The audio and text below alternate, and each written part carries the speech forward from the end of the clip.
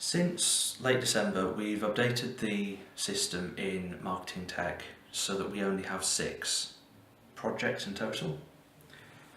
Up here we've got ones that are client facing, down here we have development projects.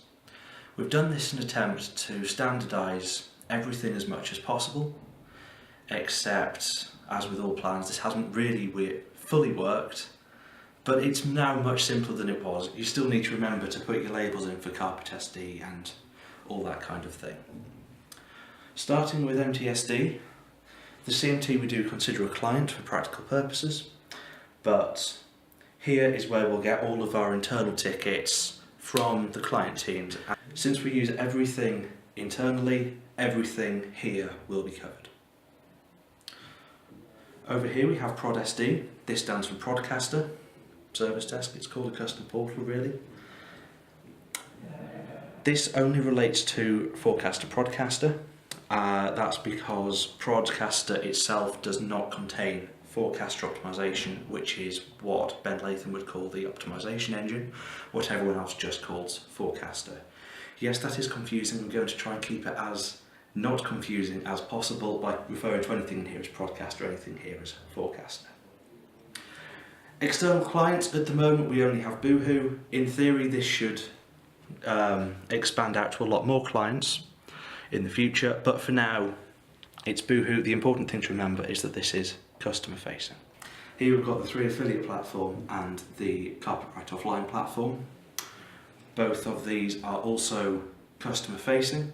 It's worth remembering that a number of internal tickets can come in from 3FSD from the internal affiliate team. Down here, Forecaster Optimization. This is purely stuff about Forecaster, the optimization engine. It's the only project that Insights have anything to do with. They don't need to know about anything happening in FritzPrutz here, unlike the .NET team who have hands in both. This is only Forecaster, as I've mentioned. If it is not to do with Forecaster, it's not appearing here. Because it's not part of our Prodcaster offering or through affiliates or Carpet SD, you don't need to worry about this project on any tickets coming in here. The sprints for this project are also called FO. The technical managers are Jill, who is manager from a business sense, and Andre, who is manager from a technical sense. If you have any tickets you need planning into a sprint, these are the people to talk to. Start with Andre. It's a similar story over on FritzPrutz, apart from the fact that it's different tools being used. If it's not Forecaster, it's in here. If you're not sure, just look at anything that the ticket mentions in MTSD and just go with what you see. If it's in both, stop being awkward. FritzPrutz is the realm of the .NET team. The sprints for it are called Grim, just to be nice and consistent. And we have Marcel as the project lead from a business sense and Petra Böhm as a technical lead for the team. The way that this diagram works is that the blue lines show who can see what. Everyone who's raising tickets with us can only see their respective projects. Everyone who's handling our tickets can only see their respective projects. The only people who can see everything and therefore are in effective charge of all of the tickets on this diagram are support us. The orange lines here all show where you're cloning tickets to and from. The principle with the new customer portal setup is that because clients can only see here and developers can only see here, every ticket raised is going to be copied by us down here, and then responses and answers and questions and answers and confirmations will all be just copied between the 2 tickets, up and down until all the tickets are resolved and we can all go home. Next thing to go over is the Kanban board. Now, from the way that I was trained, it's possible the way you were trained, it felt from the beginning like we should be using the mailbox as our main point of finding where all the tickets are. Recently I've switched to using the Kanban board, and it is so much easier because instead of just this massive long list of emails, about 120 currently in marketing, probably 130 in ECP, we just have these 7 columns and everything's categorised for us, provided that it's in the right status. So, conveniently, 1, 2, 3, 4, 5, 6, 7, these are essentially ordered in terms of how important they are to us. The most important is number 1, the least important is number 7. Starting up here, open and feedback provided.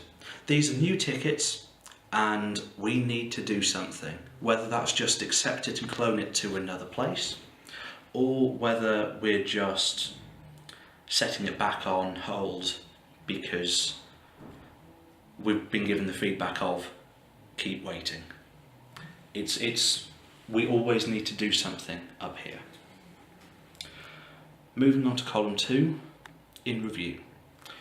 This is either on hold tickets in the development projects or tickets that support need to send back to the client to check that it's correct, or tickets that support ourselves need to check if it's correct.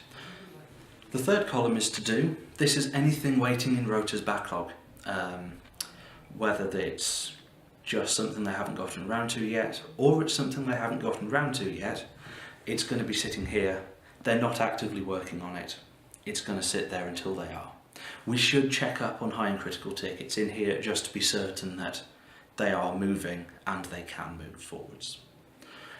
In progress, does what it says in the tin. Developer is now actively working on the ticket, and that means we should expect some kind of result reasonably soon. Again, high and critical tickets here, stuff we need to keep an eye on. The 5th column is anything that is not on us. This is a good column. I like this column. If it's on this column, then the only thing we need to worry about is that the client doesn't forget about it. As long as we've told them what's going on, we're either waiting for them to provide more information or we're waiting for a third party to provide more information. This might be Google, it might be Storm. They're not going to be around for very long, so it's unlikely to be Storm by the point you're watching this video. But that's the thing. Moving on to column 6, waiting for release. Sometimes tickets are too risky to push live in a hotfix. We'd prefer to release them in a big planned release, at which there is definitely going to be downtime. This is where any tickets that's the case for are going to sit. Finally, we've got closed, just like this part of the video.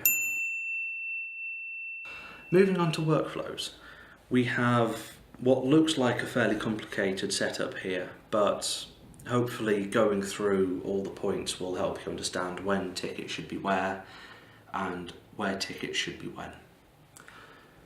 Starting with the blue ones, we've got open, tickets new, always come from here. It's on us, we need to do something about it, whether that's just accept it, send it to the developers, or we think, hang on, they've sent us a really complicated issue, but it's actually just 10,000 words of prose and they haven't actually told us any details. We need more information on this. We need to do something when the ticket's in open. This is part of column 1 on the Kanban board. It will show you where it is. Feedback provided, another part of column 1 on the Kanban board. This is automated so that whenever a client responds to a ticket, the ticket will automatically go back into feedback provided. This will again put it into column 1 of the Kanban board, and we know that we need to do something. Third one here, to do. This is where it is with the ticket is with the developers, and we are waiting for the developers to actively pick it up. It could also mean we're waiting for it to be planned into a sprint for medium and low priority tickets, while high and critical are already in a sprint and are assigned to the developers. Moving on to the orange ones, they're yellow in Jira, but I didn't have a yellow pen, so they're in orange here. We've got waiting for third party. We are waiting on a third party. As previously mentioned, this probably isn't going to be DC Storm for very long. It's more likely to be Google, Bing, Azure for a lot of our hosting stuff. And we need them to do something before we can progress with the ticket, whether that be provide information or fix something that they really should have fixed years ago.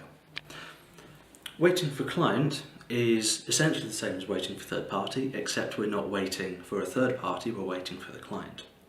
A good example of this would be something to do with the Argos Feed Manager source, where it's fairly common that we need to go back to Argos and say, this is something not quite right with your setup. In progress, column 4 on the Kanban board. Here we've got anything that developers are actively waiting for UAT generally follows in progress, as you can see from the red line. This is where the developers will put the ticket so that we can check with the client or ourselves that the original request has been solved by whatever the developers have done.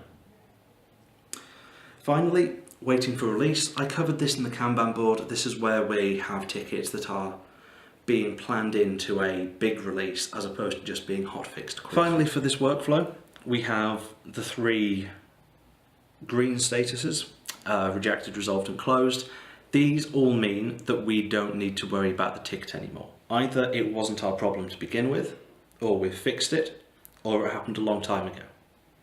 Overall, this workflow is used for the customer portals and not the developer projects. It does interact with the workflow used on the development projects, and we'll cover that now. This is the development project workflow.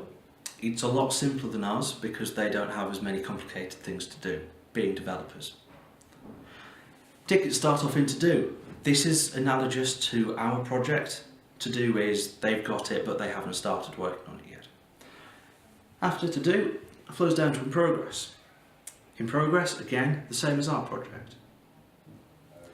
Problem happens, goes back to do, gets planned in again.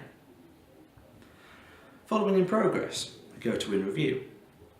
The developer has completed his work and is now checking with us what to do or whether it was successful. This relates to our waiting for UAT status, and it does the same job. Finally, it's been signed off by us or by the client, goes to the done status. It matches all of our green statuses really, they just have one for simplicity's sake. If the developers find at any point that they can't continue working because they need more information or because a third party or a client needs to provide more information or fix something, they'll move it to on hold, and it will stay on hold until the fix is done or the information is provided, at which point the whole rigmarole can start again. For the final part of this video, I would like to show you an example of a ticket that is as awkward as possible to show you where it would go in various stages. The example ticket we're going to use is my beautiful camera woman Emma has raised a ticket that her LIAs are having performance issues on Forecaster. Emma is part of the CMT, not her fault, and she'll be raising the ticket in MTSD here. Emma has put the ticket into MTSD and this has the status open. This is where it gets complicated for me. So it will appear in column 1 of the Kanban board, and we are currently here on our workflow. We will now copy this ticket over to the FO project, at which point it will also have a status of to do. We should also accept the ticket ourselves in order to get it out of column 1 of the Kanban board. The developer comes around to picking this ticket up, say Chris Littler, and he will accept it and put it into in progress. We should also notice that he's put it into in progress and put it into in progress ourselves, thereby keeping synchronicity between the two Whenever you're ready. tickets. Now the ticket that Emma raised has not as much information as Chris needs to complete it. It's not Emma's fault, Chris is just really awkward like that. So what he's going to do is he's going to go from in progress to on hold and ask a question. Support will notice this question come in, and therefore we will take this ticket from to do over to waiting for client. Now, because I mentioned that this ticket was awkward, it turns out that Chris actually needs yet more information, or has found a blocker with Argos's provider of their LIAs. The stock numbers are out, and now Forecaster, because Forecaster is... Now, because this is such an awkward ticket, Chris actually has found that he still can't complete the ticket even with the information Emma has provided. What needs to happen is that the information that Argos provide us needs to be fixed on their end, specifically on the third party's end. So what he would do, his ticket goes from in progress to on hold. Our ticket, upon seeing this, would now go from in progress all the way up to waiting for third party.